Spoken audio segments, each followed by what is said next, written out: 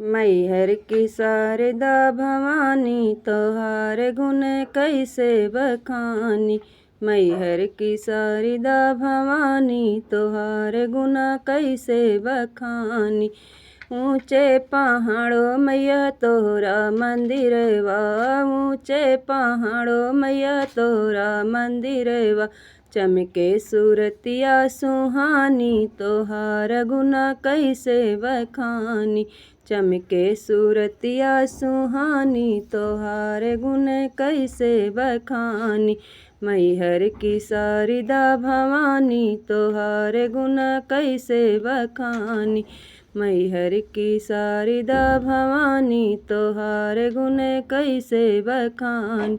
सारी दुनिया चरण सिर नावे, सारी दुनिया चरण सिर नावे।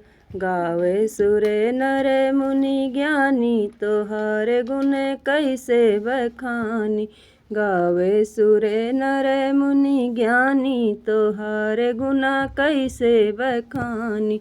मैहर की शारदा भवानी तोहार गुण कैसे बखानी।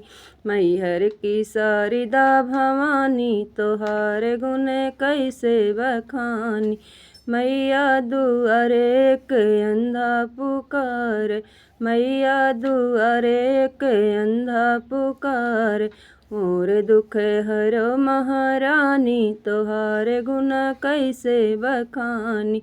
मोर दुख हरो महारानी तोहार गुण कैसे बखानी। मैहर की शारदा भवानी तोहार गुण कैसे बखानी।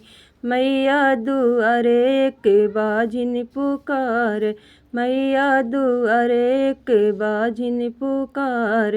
मोर दुख हरो महारानी तोहार गुना कैसे बखानी।